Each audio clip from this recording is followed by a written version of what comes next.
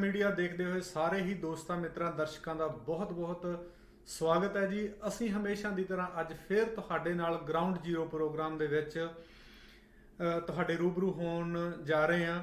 Ground zero ਤੋਂ ਅਸੀਂ ਕਿਸਾਨੀ ਅੰਦੋਲਨ ਬਾਰੇ ਵੀ ਅੱਜ ਗੱਲ ਕਰਾਂਗੇ ਕਿ ਉੱਥੇ ਕਿੱਥੇ-ਕਿੱਥੇ ਮਹਾਂ ਪੰਚਾਇਤਾਂ ਫਿਰ ਹੋਈਆਂ ਨੇ ਦੁਆਰਾ। ਰਕੇਸ਼ ਟਕੈਤ ਨੇ ਕੀ ਬਿਆਨ ਦਿੱਤੇ ਨੇ, ਕੀ ਉਹਨਾਂ ਵੱਲੋਂ ਸਟੇਟਮੈਂਟ ਆਈ ਆ, ਉਹਦੇ ਬਾਰੇ ਵੀ ਗੱਲ ਕਰਾਂਗੇ। ਵੈਲੈਂਟਾਈਨ ਡੇ ਵਾਲੇ ਦਿਨ ਉੱਥੇ ਪੰਜਾਬ ਦੇ ਵਿੱਚ ਮਿਊਨਿਸਪਲ ਕਮੇਟੀ ਦੀਆਂ ਚੋਣਾਂ ਹੋਈਆਂ ਸੀ, ਉਹਨਾਂ ਬਾਰੇ ਵੀ ਅਸੀਂ ਤੁਹਾਡੇ ਨਾਲ ਚਰਚਾ ਕਰਾਂਗੇ। ਤੇ ਅੱਜ ਮੇਰੇ ਨਾਲ ਫੇਰ ਸਟੂਡੀਓ ਦੇ ਵਿੱਚ ਹਾਜ਼ਰ ਨੇ ਰੋਜ਼ਾਨਾ ਦੀ ਤਰ੍ਹਾਂ ਸਰਦਾਰ MP ਸਿੰਘ ਜੀ। ਆਓ ਫੇਰ ਉਹਨਾਂ ਦਾ ਅਸੀਂ ਅੱਜ ਭਰਪੂਰ ਸਵਾਗਤ ਕਰਦੇ ਹਾਂ ਕਿ ਉਹ ਹਰ ਰੋਜ਼ ਸਾਡੇ ਨਾਲ ਆਪਣਾ ਕੀਮਤੀ ਸਮਾਂ ਕੱਢਦੇ ਆ ਤੇ ਤੁਹਾਡੇ ਨਾਲ ਰੂਬਰੂ ਹੁੰਦੇ ਤੇ ਨਵੀਆਂ ਤੁਹਾਡੇ ਨਾਲ ਵਿਚਾਰਾਂ ਸਾਂਝੀਆਂ ਕਰਦੇ ਨੇ। ਤੁਹਾਡਾ ਬਹੁਤ ਬਹੁਤ ਸਵਾਗਤ ਹੈ ਜੀ। ਮਿਹਰਬਾਨੀ ਪਿੰਟਰ ਸਾਹਿਬ, thank you very much. MP Singh ji, ਅੱਜ ਪਿਛਲਾ ਜਿਹੜੀ 14 ਤਰੀਕ ਲੰਘੀ ਆ, ਫੈਮਿਲੀ ਡੇ ਸੀ। ਫੈਮਿਲੀ ਡੇ ਅੱਜ ਆ ਤੇ ਕੱਲ ਵੈਲੈਂਟਾਈਨ ਡੇ ਸੀ।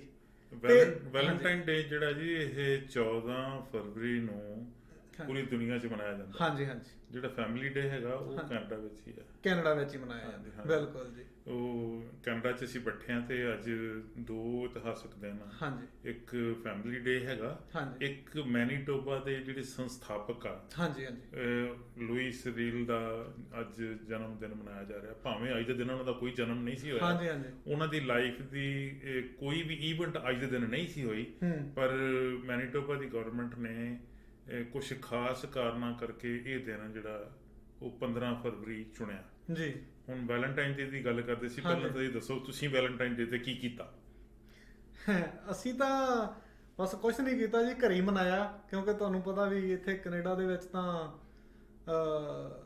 ਜ਼ਿਆਦਾ ਜਿਹੜਾ ਹੈਗਾ ਕੋਵਿਡ ਦਾ ਵੀ ਪ੍ਰਕੋਪ ਜ਼ਿਆਦਾ ਵਾ, ਕਿਉਂਕਿ ਆਪਣੇ ਵਾਲਿਆਂ ਨੇ ਤਾਂ ਇੰਡੀਆ ਵਾਲਿਆਂ ਨੇ ਤਾਂ ਡਿਕਲੇਅਰ ਹੀ ਕਰਤਾ ਕਿ ਸਾਡੇ ਤਾਂ ਹੈ ਹੀ ਨਹੀਂ।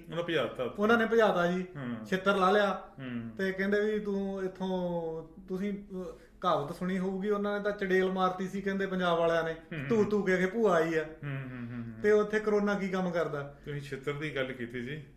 ਵੈਲੈਂਟਾਈਨ ਡੇ ਉੱਤੇ ਦੋ ਪਿਆਰੇ, ਹਾਂਜੀ, ਜਿਹੜੇ ਇੱਕ ਦੂਜੇ ਨੂੰ ਪਿਆਰ ਕਰਦੇ ਆ, ਭਾਵੇਂ ਉਹ ਜਿਹੜੇ ਆ ਦੋਸਤ ਹੈਗੇ ਆ, ਭਾਵੇਂ ਉਹ ਹਸਬੈਂਡ ਵਾਈਫ ਹੈਗੇ ਆ, ਭਾਵੇਂ ਉਹ ਪਿਓ ਪੁੱਤਰ ਹੈਗੇ ਆ, ਭਾਵੇਂ ਮਾਂ ਧੀ ਹੈਗੇ ਆ, ਭਾਵੇਂ ਕੋਈ ਵੀ ਰਿਸ਼ਤਾ ਹੈਗਾ, ਦੋ ਪਿਆਰਿਆਂ ਦੇ ਵਿਚਕਾਰ ਮਨਾਉਣ ਵਾਲਾ ਦਿਨ ਆ।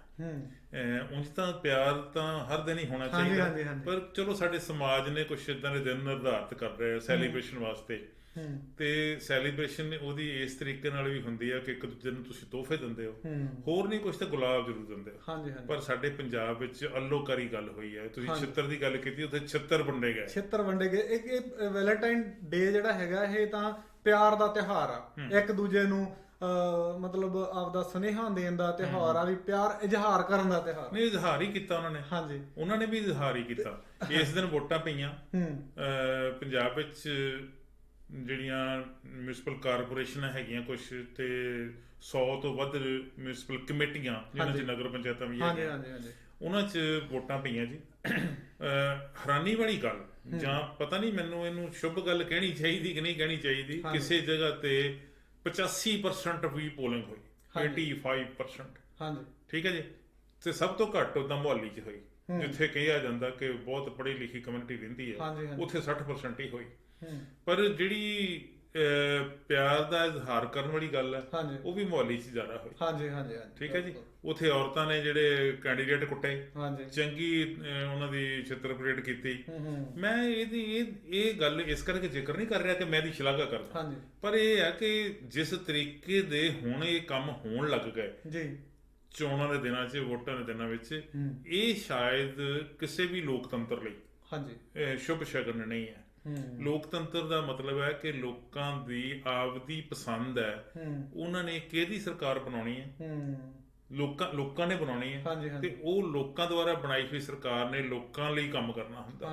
ਇਹ ਉਂਝ ਤਾਂ ਵੈਸੇ ਇਹ ਜਦੋਂ ਅਸੀਂ ਪੜ੍ਹਦੇ ਹੁੰਦੇ ਸੀ, ਛੋਟੇ ਹੀ ਹੁੰਦੇ ਸੀ, ਛੋਟੀਆਂ ਕਲਾਸਾਂ ਦੇ ਵਿੱਚ, ਤੇ ਉਹਨਾਂ ਨੇ ਇਹ ਗੱਲ ਹੀ ਕਹਿਣੀ ਕਿ ਲੋਕਾਂ ਦੁਆਰਾ ਬਣਾਈ ਗਈ, ਲੋਕਾਂ ਦੀ ਸਰਕਾਰ, ਲੋਕਾਂ ਲਈ ਸਰਕਾਰ, ਇਹੋ ਜਿਹੀ ਗੱਲ ਹੁੰਦੀ ਸੀ। ਪਰ ਨਾ ਤਾਂ ਹੁਣ ਸਰਕਾਰ ਲੋਕਾਂ ਵੱਲੋਂ ਬਣਾਈ ਜਾਂਦੀ ਹੈ, ਨਾ ਲੋਕਾਂ ਦੀ ਬਣਦੀ ਹੈ, ਤੇ ਨਾ ਉਹ ਲੋਕਾਂ ਦੀ ਖਾਤਰ ਕੰਮ ਕਰਦੇ ਆ। ਹਾਂਜੀ ਹਾਂਜੀ ਬਿਲਕੁਲ। ਸਰਕਾਰਾਂ ਬੰਦੀਆਂ ਜੀ ਹੇਰਾ ਫੇਰੀਆਂ ਦੇ ਨਾਲ। ਜੁੱਤੀ ਦੀ ਸਰਕਾਰ ਹੁੰਦੀ ਹੈ ਜਿਹਦੇ ਹੱਥ 'ਚ, ਜੋ ਕਹਿੰਦੇ ਜਿਸ ਕੀ ਲਾਠੀ ਉਸ ਕੀ ਭੈਂਸ, ਜਿਹਦੇ ਹੱਥ ਵਿੱਚ ਡਾਂਗ ਹੈਗੀ ਆ ਉਹ ਡਾਂਗ ਦੇ ਸਿਰ ਤੇ ਸਰਕਾਰ ਬਣਾਉਂਦਾ, ਜਿਹਦੇ ਕੋਲ ਪੈਸੇ ਹੈਗੇ ਉਹ ਪੈਸੇ ਦੇ ਸਿਰ ਤੇ ਸਰਕਾਰ ਬਣਾਉਂਦਾ। ਬਿਲਕੁਲ। ਗੁੰਡਾਗਰਦੀ ਦਾ ਰਾਜ ਆ, ਬੋਲਬਾਲਾ। ਇਹਨੇ ਗੁੰਡਾਗਰਦੀ ਨੇ ਜਿਹੜਾ ਆਪਣਾ ਚੋਖਾ ਨਵਾਂ ਰੂਪ ਦਿਖਾਉਣਾ ਸ਼ੁਰੂ ਕੀਤਾ ਭਾਰਤ ਸਾਰੇ ਵਿੱਚ ਹੀ, ਪੰਜਾਬ ਵਿੱਚ ਵੀ ਖਾਸ ਕਰਕੇ ਅਸੀਂ ਪਰਸੋਂ ਹੀ ਵੇਖ ਲਿਆ, ਕੱਲ ਹੀ ਵੇਖ ਲਿਆ। ਹਾਂਜੀ ਠੀਕ ਹੈ ਜੀ। ਹੁਣ ਸਵਾਲ ਪੈਦਾ ਹੁੰਦਾ ਕਿ ਕੀ ਇਦਾਂ ਪਹਿਲਾਂ ਨਹੀਂ ਸੀ ਹੋਇਆ? ਇਦਾਂ ਪਹਿਲਾਂ ਵੀ ਹੁੰਦੀ ਰਹੀ। ਅਸੀਂ ਪਹਿਲੀ ਗੱਲ ਨੂੰ ਭੁੱਲ ਜਾਣਾ ਛੇਤੀ, ਭੁਲੱਕੜ ਬਹੁਤ ਅਸੀਂ ਪਹਿਲੀ ਗੱਲ ਭੁੱਲ ਕੇ ਜਿਹੜੀ ਤਾਜ਼ੀ ਘਟਨਾ ਵਾਪਰੀ ਹੈ ਉਹਦੇ ਤੇ ਵੀ ਦਿਹਾੜੀ ਡੰਗ ਜਿਹਾ ਅਸੀਂ ਅਫਸੋਸ ਜਿਹਾ ਕਰਦੇ ਹਾਂ, ਜਾਂ ਇੱਕ ਅੱਧਾ ਦਿਨ ਹੀ ਅਸੀਂ ਉਹਦਾ ਜ਼ਿਕਰ ਕਰਦੇ ਹਾਂ, ਫਿਰ ਉਹ ਗੱਲ ਭੁੱਲਾ ਜਾਂਦੇ ਹਾਂ। ਹੁਣ ਇਹ ਵੈਸੇ ਗੱਲ ਉਹਨੂੰ ਚੰਗੀ ਹੈ, ਛੇਤੀ ਭੁੱਲ ਜਾਂਦੇ ਅਸੀਂ। ਹੁਣ ਵੋਟਾਂ ਪੈ ਗਈਆਂ, ਸਾਰੇ ਜਿਹੜੇ ਆ ਕੈਂਡੀਡੇਟ ਆ ਉਹ ਘਰੋਂ ਘਰੀ ਆਰਾਮ ਫਰਮਾ ਰਹੇ।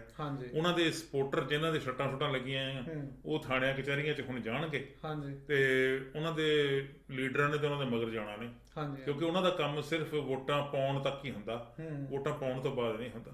ਹਾਂ, ਕੁਛ ਜਿਹੜੇ ਜਿਨ੍ਹਾਂ ਦੇ ਸੱਟਾਂ ਅਜੇ ਨਹੀਂ ਲੱਗੀਆਂ, ਜਿਹੜੇ ਅਜੇ ਚੰਗੇ ਭਲੇ ਆ, ਘਰੋਂ ਘਰੀ ਬੈਠੇ ਆ, ਉਹ 17 ਤਰੀਕ ਨੂੰ ਫੇਰ ਬਾਹਰ ਨਿਕਲਣਗੇ, ਜਦੋਂ ਕਾਊਂਟਿੰਗ ਹੋਊਗੀ, ਜਿੰਦਾਬਾਦ ਮੁਰਦਾਬਾਦ ਵੀ ਕਰਨੀ। ਠੀਕ ਹੈ ਜੀ। ਉਹ ਇਹ ਉਦੋਂ ਸਾਰਾ ਕੁਝ ਫੇਰ ਹੋਣਾ ਵਾ। ਉਂਝ ਲੋਕਤੰਤਰ ਦਾ ਜਿਸ ਤਰੀਕੇ ਨਾਲ ਜਲੂਸ ਕੱਢਿਆ ਜਾ ਰਿਹਾ, ਜਿਸ ਤਰੀਕੇ ਨਾਲ ਲੋਕਤੰਤਰ ਦਾ ਘਾਣ ਕੀਤਾ ਜਾ ਰਿਹਾ, ਇਹ ਪ੍ਰਕਿਰਿਆ ਸਾਰੀ ਜਿਹੜੀ ਆ ਹੁਣ ਲੋਕਤੰਤਰੀ ਪ੍ਰਕਿਰਿਆ ਕਹਾਉਣ ਦੀ ਹੱਕਦਾਰ ਨਹੀਂ ਰਹਿ ਗਈ। ਜੇ ਲੋਕਾਂ ਨੇ ਸਿਆਣਪ ਤੋਂ ਕੰਮ ਨਾ ਲਿਆ ਤੇ ਸ਼ਾਇਦ ਇਹਦੇ ਸਿੱਟੇ ਜਿਹੜੇ ਆ ਉਹ ਅੱਜ ਨਾਲੋਂ ਵੀ ਮਾੜੇ ਹੋਇਆ ਕਰਨਗੇ। ਅਸੀਂ ਤਾਂ ਸ਼ੁਭ ਇਛਾਵਾਂ ਇਹੀ ਕਰਦੇ ਹਾਂ ਜੀ ਵੀ ਸਾਡਾ ਦੇਸ਼ ਹੈ, ਇੱਥੇ ਇਹੋ ਜਿਹੀਆਂ ਕਾਰਵਾਈਆਂ ਨਾ ਹੋਣ, ਲੋਕੀ ਹੱਸਦੇ ਵਸਦੇ ਰਹਿਣ, ਸੱਚੀ ਮੁੱਚੀ ਦਾ ਲੋਕਤੰਤਰ ਉੱਥੇ ਹੋਵੇ। ਪਰ ਕੋਈ ਵੀ ਪਾਰਟੀ ਜਿਹੜੀ ਵੀ ਸੱਤਾ ਤੇ ਆ ਜਾਂਦੀ ਹੈ ਉਹ ਲੋਕਤੰਤਰ ਦਾ ਘਾਣ ਜਿਹੜਾ ਇੰਨਾ ਹੀ ਬੁਰੇ ਤਰੀਕੇ ਨਾਲ ਕਰਦੀ ਹੈ, ਗਲਾ ਲੋਕਾਂ ਦਾ ਇੰਨੇ ਬੁਰੇ ਤਰੀਕੇ ਨਾਲ ਘੁੱਟਦੀ ਹੈ ਕਿ ਲੋਕਾਂ ਨੂੰ ਲੋਕਤੰਤਰ ਦਾ ਮਤਲਬ ਵੀ ਜਿਹੜਾ ਉਹਦੇ ਅਰਥ ਸਮਝਣਾ ਜਿਹੜੇ ਔਖੇ ਹੋ ਗਏ ਕਿ ਕੀ ਇਹ ਲੋਕਤੰਤਰ ਹੈ, ਜਦੋਂ ਤੁਸੀਂ ਹਰ ਗੱਲ ਜਿਹੜੀ ਆ ਉਹ ਗੁੰਡਾਗਰਦੀ ਨਾਲ ਹੀ ਕਰਨੀ ਹੈ। ਕੋਈ ਵੀ ਪਾਰਟੀ, ਜਿਹੜੀ ਮਰਜ਼ੀ ਪਾਰਟੀ ਆ ਜਾਵੇ, ਉਹ ਗੁੰਡਾਗਰਦੀ ਦੇ ਤਰੀਕੇ ਨਾਲ ਹੀ ਲੋਕਾਂ ਤੇ ਧੌਂਸ ਜਮਾਉਣ ਦੀ ਕੋਸ਼ਿਸ਼ ਕਰਦੀ ਆ, ਔਰ ਧੌਂਸ ਦੇ ਸਿਰ ਤੇ ਹੀ ਉਹ ਸੱਤਾ ਤੇ ਕਾਬਜ ਹੋਣਾ ਚਾਹੁੰਦੀ ਆ। ਫਿਰ ਕਾਬਜ ਹੋ ਕੇ ਕੀ ਗੁੱਲ ਖਿਲਾਉਂਦੇ ਆ, ਇਹ ਕਿਸੇ ਤੋਂ ਲੁਕੇ ਛਿਪੇ ਗੱਲ ਨਹੀਂ ਹੈ। 14 ਤਰੀਕ ਨੂੰ ਜਿਹੜੀਆਂ ਵੋਟਾਂ ਪਈਆਂ ਉਹਦੇ ਵਿੱਚ ਇਹ ਪੱਖ ਜਿਹੜਾ ਉੱਭਰ ਕੇ ਸਾਹਮਣੇ ਆਇਆ ਕਿ ਬਹੁਤ ਵੱਡੇ ਪੱਧਰ ਤੇ ਲੋਕਾਂ ਨੇ ਵੋਟਾਂ ਪਾਈਆਂ, ਜਦੋਂ ਕਿ ਪੰਜਾਬ ਦੀ ਬਹੁਤੀ ਵਸੋਂ ਜਿਹੜੀ ਆ ਉਹ ਇਸ ਵੇਲੇ ਵੱਖਰੇ ਵੱਖਰੇ ਕਿਸਾਨੀ ਅੰਦੋਲਨ ਦੇ ਜਿਹੜੇ ਮਰਹਲੇ ਹੈਗੇ ਆ ਉੱਥੇ ਪਹੁੰਚੇ ਹੋਏ ਆ, ਜਾਂ ਜਿੱਥੇ ਬੈਕ ਤੇ ਵੀ ਹੈਗੇ ਆ, ਪਿੰਡਾਂ 'ਚ ਸ਼ਹਿਰਾਂ 'ਚ ਹੈਗੇ, ਉੱਥੇ ਵੀ ਉਹ ਕਿਸੇ ਨਾ ਕਿਸੇ ਸਰਗਰਮੀ 'ਚ ਉਲਝੇ ਹੋਏ ਆ, ਜਾਂ ਉਹ ਆਪਣੇ ਆਪ ਨੂੰ ਉਹਨਾਂ ਨੇ ਉੱਥੇ ਰੁੱਝੇ ਹੋਏ ਆ। ਪਰ ਇੰਨੀ ਵੱਡੇ ਪੱਧਰ ਤੇ ਪੋਲਿੰਗ ਹੋਣੀ, ਇਹ ਵੀ ਇੱਕ ਸਵਾਲੀਆ ਚਿੰਨ੍ਹ ਹੈ। ਜੇ ਤਾਂ ਸੱਚੀ ਮੁੱਚੀ ਲੋਕ ਸਿਆਣੇ ਹੋ ਕੇ ਸਮਝਦੇ ਆ ਕਿ ਸਾਡਾ ਵੋਟ ਪਾਉਣਾ ਲੋਕਤੰਤਰੀ ਹੱਕ ਹੈ, ਤੇ ਫੇਰ ਤਾਂ ਹੈਗੀ ਚੰਗੀ ਗੱਲ। ਤੇ ਜੇ ਕਿਸੇ ਦੂਜੇ ਤਰੀਕੇ ਨਾਲ ਵੋਟਾਂ ਪਾਈਆਂ ਗਈਆਂ 85%, ਫੇਰ ਬਹੁਤ ਮਾੜੀ ਗੱਲ ਆ, ਸਿੱਟੇ 17 ਨੂੰ ਸਾਹਮਣੇ ਆ ਜਾਣਾ ਹੈ। ਤੁਸੀਂ ਜੂਤ ਪਤਾਨ ਦੀ ਗੱਲ ਕੀਤੀ ਹੈ ਸਰਦਾਰ ਜੀ, ਕਿ ਤੁਹਾਨੂੰ ਨਹੀਂ ਲੱਗਦਾ ਕਿ ਜਿਹੜੀ ਜੂਤ ਪਤਾਨ ਵਾਲੇ ਬੰਦੇ ਆ ਉਹ ਤੁਹਾਡੇ ਮੇਰੇ ਵਰਗੇ ਹੀ ਆ, ਤੇ ਉੱਪਰਲੇ ਬੰਦੇ ਆ ਤਾਂ ਉਹਨਾਂ ਨੂੰ ਕੋਈ ਫਰਕ ਨਹੀਂ ਪੈਂਦਾ? ਕਿਉਂਕਿ ਜਿਹੜੇ ਲੜਦੇ ਆ, ਜਿਹੜਾ ਮਾਰਿਆ ਗਿਆ ਮੋਗੇ 1-2 ਬੰਦੇ ਮਾਰੇ ਗਏ ਆ, ਉਹ ਅੱਜ ਤਾਂ ਉਹ ਅਕਾਲੀ ਦਲ ਜਾਂ ਕਾਂਗਰਸ ਜਾਂ ਕਿਸੇ ਵੀ ਪਾਰਟੀ ਨਾਲ ਸੰਬੰਧਿਤ ਹੋ ਸਕਦੇ ਆ। ਅਗਲੀ ਚੋਣ 'ਚ ਜਿਹਦੇ ਕਰਕੇ ਲੜੇ ਆ ਉਹ ਹੋਰ ਪਾਰਟੀ ਤੋਂ ਆ ਕੇ ਲੜਨ ਲੱਗ ਜਾਂਦਾ, ਤੇ ਮਾਰਿਆ ਕਿਹੜਾ ਜਾਂਦਾ?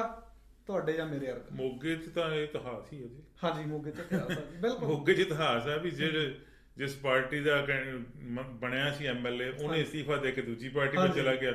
ਉਹ ਜਿਹੜਾ ਹਰਾਇਆ ਸੀ ਉਹ ਵੀ ਮਤਲਬ ਉਹਨੂੰ ਉਹੀ ਕੈਂਡੀਡੇਟ ਸੀਗੇ, 2 ਹੀ ਆਪਸ ਵਿੱਚ ਉਲਝਦੇ ਰਹੇ। ਠੀਕ ਹੈ ਜੀ, ਕਦੀ ਉਹ ਕਿਸੇ ਪਾਰਟੀ ਵੱਲੋਂ ਤੇ ਕਦੀ ਕਿਸੇ ਪਾਰਟੀ ਵੱਲੋਂ।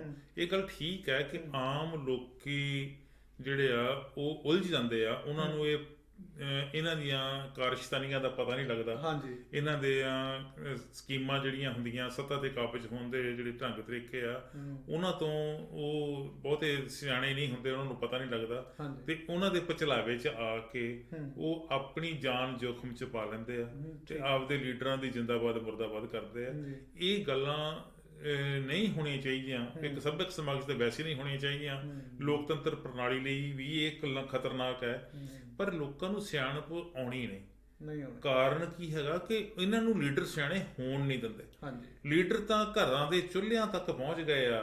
ਹਸਬੈਂਡ ਸੋਚਦਾ ਮੈਂ ਵੋਟ ਕਿਸੇ ਹੋਰ ਨੂੰ ਪਾਉਣੀ ਆ, ਵਾਈਫ ਕਹਿੰਦੀ ਆ ਤੂੰ ਜਿਹਨੂੰ ਮਰਜ਼ੀ ਪਾ, ਖਸਮਾਂ ਨੂੰ ਖਾ, ਮੈਂ ਤਾਂ ਇਹਨੂੰ ਵੋਟ ਪਾਉਣੀ। ਬਿਲਕੁਲ ਜੀ। ਧੀ ਕਿਸੇ ਪਾਸੇ ਆ, ਪੁੱਤਰ ਕਿਸੇ ਪਾਸੇ ਆ। ਬਜ਼ੁਰਗ ਜਿਹੜਾ ਪੁਰਾਣੇ ਜ਼ਮਾਨੇ ਦਾ, ਉਹ ਖੁੰਡਾ ਫੜ ਕੇ ਭਾਵੇਂ ਮੰਜੇ ਤੇ ਪਿਆ ਬਾਹਰ, ਤੇ ਉਹ ਕਹਿੰਦਾ ਉਹ ਨਹੀਂ ਭਾਈ ਆਪਾਂ ਇਹਨੂੰ ਵੋਟ ਨਹੀਂ ਪਾਉਣੀ, ਆਪਣੇ ਫਲਾਣੇ ਬੰਦੇ ਹੈਗੇ ਪੁਰਾਣੇ ਜਿਨ੍ਹਾਂ ਨੇ ਇਦਾਂ ਕੀਤਾ ਸੀਗਾ, ਆਪਾਂ ਤਾਂ ਉਹਨਾਂ ਨਾਲ ਹੀ ਵੱਜੇ ਹੋਏ, ਉਹਨਾਂ ਨੂੰ ਵੋਟਾਂ ਪਾਉਣੀਆਂ ਚਾਹੀਦੀਆਂ। ਉਹ ਕਹਿੰਦੇ ਬਾਪੂ ਤੂੰ ਘਰੇ ਬੈਠ ਆਰਾਮ ਨਾਲ, ਵੋਟ ਨਾ ਪਾ ਬੇਸ਼ੱਕ, ਸਾਨੂੰ ਸਾਡਾ ਕੰਮ ਕਰਨ ਦੇ। ਸੋ ਮੇਰੇ ਇਸ ਤਰੀਕੇ ਦੀ ਜਿਹੜੀ ਪ੍ਰਕਿਰਿਆ ਚੱਲੀ ਹੋਈ ਨਾ ਜੀ, ਉਹਨੇ ਪੰਜਾਬ ਦਾ ਜਿਹੜਾ ਉਹ ਬਹੁਤ ਵੱਡਾ ਨੁਕਸਾਨ ਕਰ ਦਿੱਤਾ। ਇਹ ਕਰੂਗਾ ਹੋਰ ਜੇ ਲੋਕਾਂ ਨੇ ਅਕਲ ਨਾ ਵਰਤੀ ਤਾਂ। ਮੈਂ ਜਿੱਦਾਂ ਪਹਿਲਾਂ ਗੱਲ ਕੀਤੀ, ਜੇ 85% ਵੋਟਾਂ ਪਾਈਆਂ ਤੇ ਮੈਨੂੰ ਸ਼ੱਕ ਆ ਕਿ ਕੀ ਲੋਕ ਸਿਆਣੇ ਹੋ ਗਏ, ਕੀ ਲੋਕਾਂ ਨੂੰ ਆਪਦੇ ਹੱਕਾਂ ਦਾ ਪਤਾ ਲੱਗ ਗਿਆ ਕਿ ਸਾਨੂੰ ਵੋਟ ਪਾਉਣੀ ਚਾਹੀਦੀ ਹੈ, ਕਿ ਜਾਂ ਕਿ 85% ਵੋਟਾਂ ਪਵਾਈਆਂ ਗਈਆਂ, ਕਿੱਦਾਂ ਪਵਾਈਆਂ ਗਈਆਂ, ਇਹ ਸਵਾਲੀਆ ਚਿੰਨ੍ਹ ਹੈਗਾ। ਕਈ ਵਾਰ ਜਦੋਂ ਹਾਰੇ ਕੈਂਡੀਡੇਟ ਆ ਫਿਰ ਅਦਾਲਤਾਂ ਦੇ ਦਰਵਾਜ਼ੇ ਖੜਕਾਉਂਦੇ ਆ, ਉਦੋਂ ਪਤਾ ਲੱਗ ਜੂ ਪਾਈਆਂ ਗਈਆਂ ਕਿ ਪਵਾਈਆਂ ਗਈਆਂ। 70% ਵੋਟ ਆ ਜਿਹੜੀ ਉਹ ਪਿੰਡਾਂ ਦੀ ਵੋਟ ਆ, 30% ਆਪਾਂ ਲੈ ਕੇ ਚੱਲਦੇ ਆ ਕਿ ਸ਼ਹਿਰ ਦੀ ਵੋਟ ਆ, ਤੇ 70% ਜਿਹੜੀ ਪਿੰਡ ਦੀ ਵੋਟ ਆ ਉਹ ਜ਼ਿਆਦਾਤਰ ਕਿਸਾਨੀ ਨਾਲ ਜੁੜੀ ਹੋਈ ਆ। ਤੇ ਕਿਸਾਨ ਅੱਜ ਜਿਹੜਾ ਹੈਗਾ ਉਹ ਦਿੱਲੀ ਦੇ ਬਰੂਹਾਂ ਤੇ ਬੈਠਾ ਵਾ, ਤੇ ਕਦੇ ਛਿੱਤਰ ਸਰਕਾਰਾਂ ਦੇ ਖਾ ਰਿਹਾ ਤੇ ਕਦੇ ਕਿਹਦੇ ਖਾ ਰਿਹਾ। ਤੇ ਅੱਜ ਜੇ ਆਪਾਂ ਕਿਸਾਨਾਂ ਦੀ ਗੱਲ ਫੇਰ ਉੱਥੇ ਆਪਾਂ ਲੈ ਕੇ ਆਉਨੇ ਆ ਗੱਲ ਨੂੰ, ਕਿਸਾਨੀ ਅੰਦੋਲਨ ਦੀ।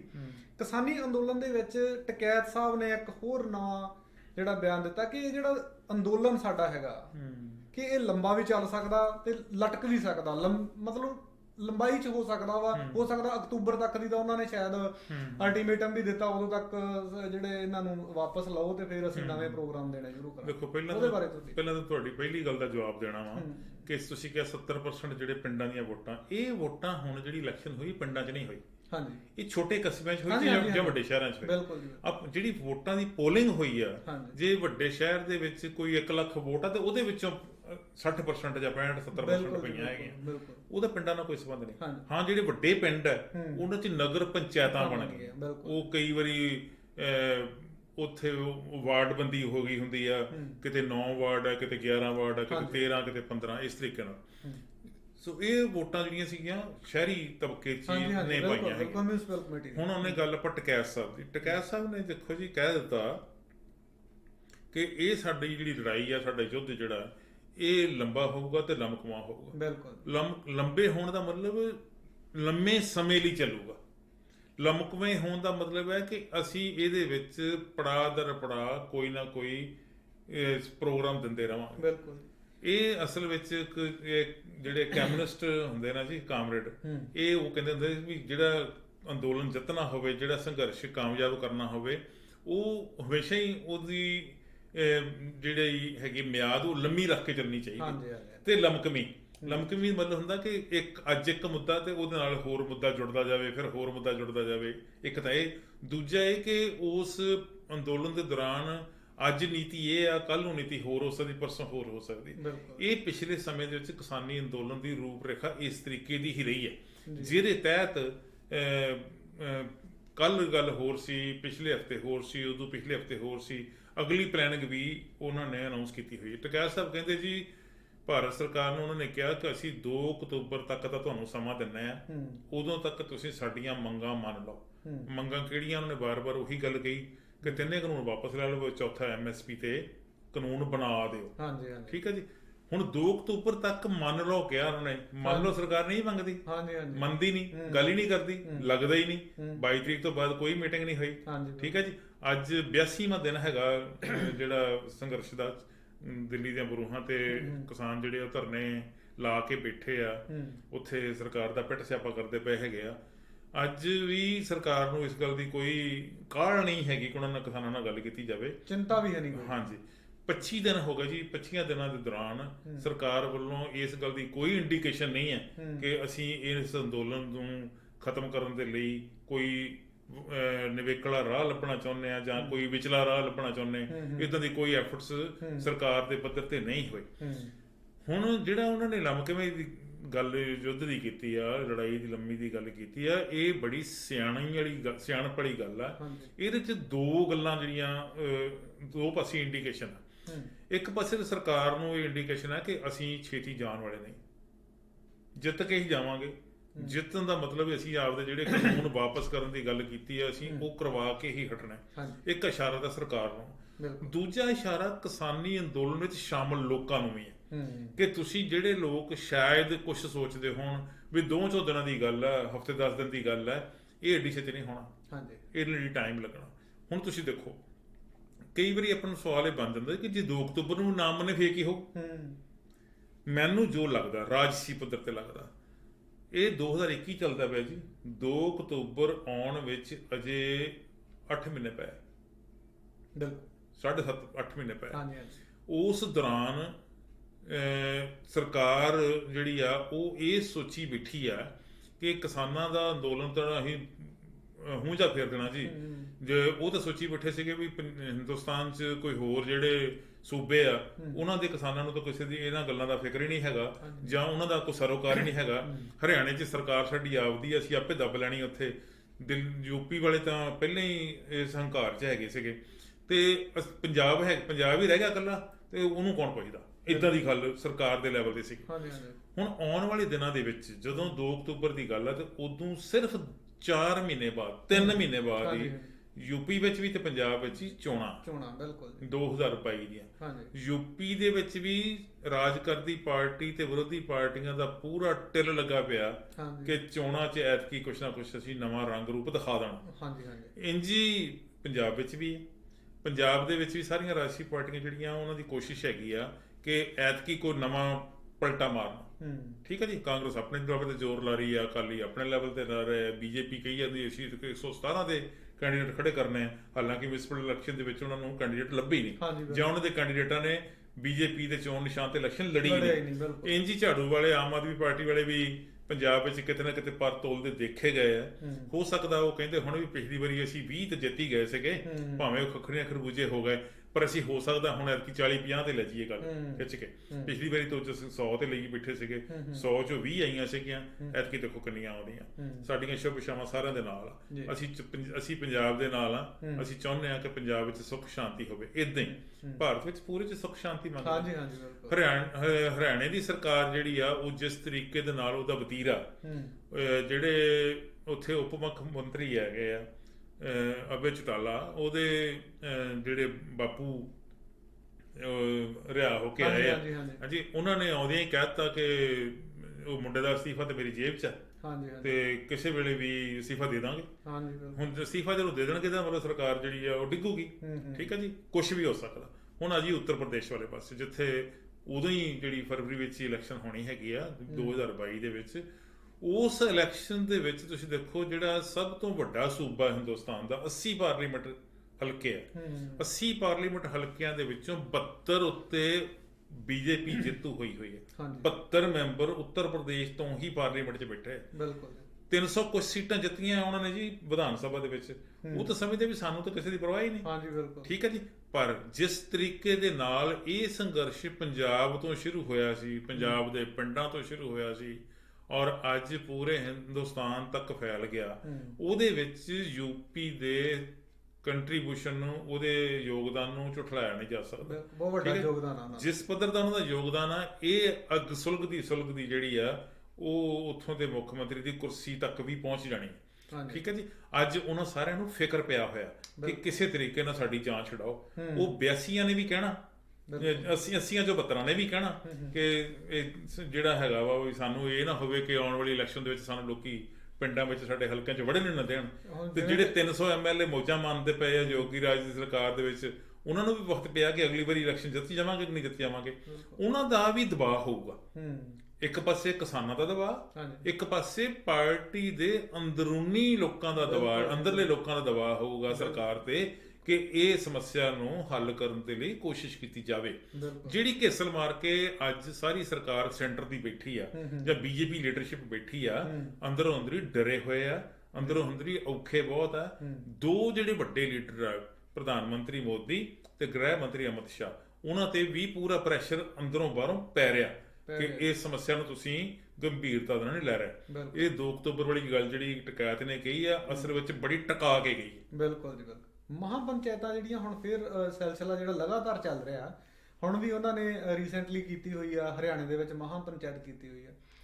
ਕਿ ਇਹ ਆਉਣ ਵਾਲੇ ਦਿਨਾਂ ਦੇ ਵਿੱਚ ਇਹ ਸਿਲਸਿਲਾ ਇਦਾਂ ਹੀ ਬਰਕਰਾਰ ਰਹੂਗਾ ਕਿ ਕੋਈ ਪਲੈਨਿੰਗ ਹੋਰ ਹੋ ਸਕਦੀ ਹੈ? ਤੁਸੀਂ ਕਿੱਦਾਂ ਦੇ ਅੰਦਾਜ਼ੇ ਲਾ? ਮਹਾਪੰਚਾਇਤਾਂ ਦਾ ਅਸਲ 'ਚ ਠੀਕ ਆ, ਇੱਕ ਨਵੀਂ ਗੱਲ ਸਾਡੇ ਵਾਸਤੇ ਸਾਹਮਣੇ ਆਈ ਹੈਗੀ। ਮਹਾਪੰਚਾਇਤ ਦਾ ਮੰਨ ਲਓ ਕਿ ਬਹੁਤ ਵੱਡੀ ਪੰਚਾਇਤ, ਹਾਂਜੀ ਬਹੁਤ ਵੱਡੀ ਪੰਚਾਇਤ ਦੀ ਗੱਲ ਆਪਾਂ ਕਈ ਵਾਰੀ ਗੱਲ ਕਰ ਚੁੱਕੇ ਹਾਂ। ਪੰਚਾਇਤ ਸਿਰਫ ਪੰਚਾਂ ਸਰਪੰਚਾਂ ਦੀ ਨਹੀਂ ਹੁੰਦੀ, ਪੰਚਾਇਤ ਸਿਆਣੇ ਬੰਦਿਆਂ ਦੀ ਹੁੰਦੀ, ਸਿਆਣੇ ਦਾਨੇ-ਸਾਨੇ ਬੰਦਿਆਂ ਦੀ ਹੁੰਦੀ ਹੈ, ਜਿਹੜੇ ਕਿਸੇ ਵੀ ਗੱਲ ਨੂੰ ਹਰ ਐਂਗਲ ਤੋਂ ਨਿਰਖ ਕੇ ਪਰਖ ਕੇ ਗੱਲ ਕਰਦੇ ਆ।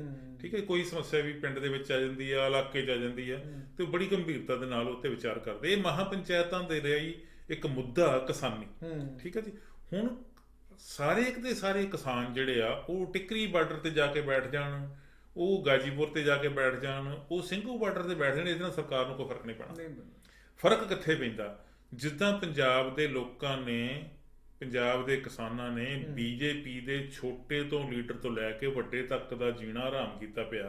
ਉਹਨਾਂ ਨੂੰ ਘਰੋਂ ਬਾਹਰ ਨਹੀਂ ਨਿਕਲਣ ਦਿੱਤਾ ਜਾ ਰਿਹਾ, ਉਹਨਾਂ ਦੇ ਕਾਰੋਬਾਰਾਂ ਤੋਂ ਵੀ ਘੇਰਿਆ ਜਾ ਰਿਹਾ, ਉਹਨਾਂ ਦੇ ਅਫਸਰਾਂ ਨੂੰ ਵੀ ਘੇਰਿਆ ਜਾ ਰਿਹਾ, ਡਿਪਟੀ ਕਮਿਸ਼ਨਰ ਦਾ ਦਫ਼ਤਰ ਤੇ, ਤਹਿਸੀਲਾਂ ਦੇ ਪੱਧਰ ਤੇ ਮੁਜ਼ਾਹਰੇ ਕੀਤੇ ਜਾ ਰਹੇ, ਧਰਨੇ ਮਾਰੇ ਜਾ ਰਹੇ। ਜਿਸ ਤਰੀਕੇ ਦੀ ਇਹ ਪ੍ਰਕਿਰਿਆ ਚੱਲੀ ਆ, ਮਹਾਪੰਚਾਇਤਾਂ ਨੇ ਉਹਨਾਂ ਨੂੰ ਸਾਰੀ ਪ੍ਰਕਿਰਿਆ ਨੂੰ ਹੋਰ ਸਟਰੈਂਥ ਦਿੱਤੀ ਹੈ, ਹੋਰ ਉਹਦੀ ਉਤਸ਼ਾਹ ਕੀਤਾ ਹੈਗਾ, ਤਾਂ ਕਿ ਹੇਠਲੇ ਪੱਧਰ ਤੇ ਤਿਆਰੀ ਜਿਹੜੀ ਆ ਉਹ ਵੱਡੇ ਪੱਧਰ ਤੇ ਹੋ ਸਕੇ। ਹੇਠਲੇ ਪੱਧਰ ਤੇ ਤਿਆਰੀ ਮਜ਼ਬੂਤ, ਜੜ੍ਹਾਂ ਮਜ਼ਬੂਤ ਹੋਣ। ਇਹ ਨਾ ਹੋਵੇ ਕਿ ਉੱਥੇ ਲੱਖਾਂ ਦੀ ਗਿਣਤੀ 'ਚ ਬੈਠੇ ਹੋਣ ਤੇ ਮਗਰਲੇ ਜਿਹੜੇ ਉਹ ਸੋਚੀ ਜਾਣ ਵੀ ਪਤਾ ਨਹੀਂ ਉੱਥੋਂ ਕਦੋਂ ਮੁੜਦੇ ਆ, ਜਾਂ ਐਵੇਂ ਬੈਠੇ ਆ ਮੁੜੇ ਆਉਣ। ਸੋ ਇਹ ਕਿਸਾਨਾਂ ਦੇ ਵੱਲੋਂ ਆਪਦੀ ਗੱਲ ਨੂੰ ਹੇਠਲੇ ਪੱਧਰ ਤੇ ਲਿਜਾ ਕੇ ਮਜ਼ਬੂਤੀ ਦੇ ਨਾਲ ਆਮ ਲੋਕਾਂ ਤੱਕ ਪਹੁੰਚਾਉਣ ਦੀ ਇੱਕ ਬਹੁਤ ਵੱਡੀ ਪ੍ਰਕਿਰਿਆ, ਬਹੁਤ ਵੱਡਾ ਸਾਧਨ ਆ ਮਹਾਪੰਚਾਇਤਾਂ। ਔਰ ਜਿਵੇਂ ਮੈਂ ਪਹਿਲਾਂ ਗੱਲ ਕੀਤੀ ਸੀ ਕਿਸੇ ਵੇਲੇ ਕਿ ਇਹ ਮਹਾਪੰਚਾਇਤਾਂ ਦਾ ਕਨਸੈਪਟ ਜਿਹੜਾ ਸੀਗਾ ਉਹ ਪੰਜਾਬ 'ਚ ਨਹੀਂ ਸੀ ਹੁੰਦਾ, ਹਰਿਆਣੇ 'ਚ ਸੀ, ਰਾਜਸਥਾਨ ਸੀ, ਉੱਤਰ ਪ੍ਰਦੇਸ਼ ਸੀ, ਹੁਣ ਇਹ ਪੰਜਾਬ ਵਿੱਚ ਵੀ ਹੋ ਰਿਹਾ। ਅਜੇ ਕੱਲ੍ਹ ਦੀ ਗੱਲ ਹੈ, ਮਹਾਪੰਚਾਇਤ ਹਰਿਆਣੇ 'ਚ ਹੋਰ ਹੋਈ ਹੈ। ਉੱਥੇ ਉਹਨਾਂ ਨੇ ਉਸ ਤਰੀਕੇ ਦੇ ਨਾਲ ਬੜੀ ਆਪਦੀ ਜੋਸ਼ ਆਵਾਜ਼ ਜਿਹੜੀ ਆ ਬੁਲੰਦ ਕੀਤੀ ਹੈ। ਔਰ ਉੱਥੋਂ ਦੇ ਕਿਸਾਨਾਂ ਨੇ ਉਹਦੇ ਵਿੱਚ ਜਦੋਂ ਕਿਸਾਨ ਇਕੱਠੇ ਹੋਏ ਆ, ਉੱਥੇ ਟਕੈਤ ਸਾਹਿਬ ਵੀ ਗਏ, ਰਾਜੇਵਾਲ ਵੀ ਗਏ, ਦਰਸ਼ਨਪਾਲ ਵੀ ਗਏ, ਜਿਹੜੇ ਹੈਗੇ ਆ ਗੁਰਨਾਮ ਸਿੰਘ ਚੜੂੰਨੀ ਵੀ ਗਏ।